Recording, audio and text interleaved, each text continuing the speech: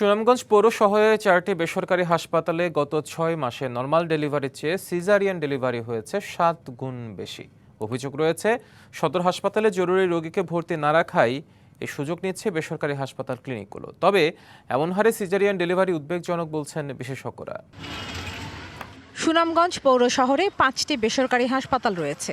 এর মধ্যে 4টি হাসপাতালে 151টি নর্মাল ডেলিভারি হয়েছে, আর সিজারিয়ানের মাধ্যমে ডেলিভারি হয়েছে 1088টি।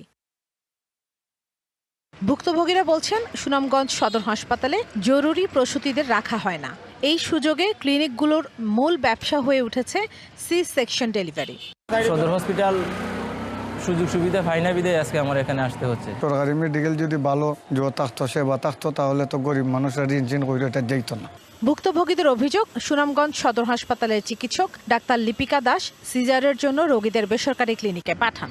লিপিকা ম্যাডামে কইছে পানি শুকাই গেছে, তাড়াতাড়ি ওই আনিসাত নিয়ে যাও। আনিসাত নেওয়ার পরে সিজার করছে। চিকিৎসক লিপিকা দাস জানিয়েছেন, জনবলের অভাবে 24 ঘন্টা সিজারিয়ান রোগীকে সেবা দেওয়া সম্ভব হয় না বলেই বেসরকারি ক্লিনিকে যাওয়ার পরামর্শ দেন তিনি। ডায়ালগ সুবাসিত টয়লেট ক্লিনার, যার পাওয়ার প্লাস ফর্মুলা টয়লেটের কোনায় কোনায় পৌঁছে 99.99% জীবন ধ্বংস করে। রিমার্ক।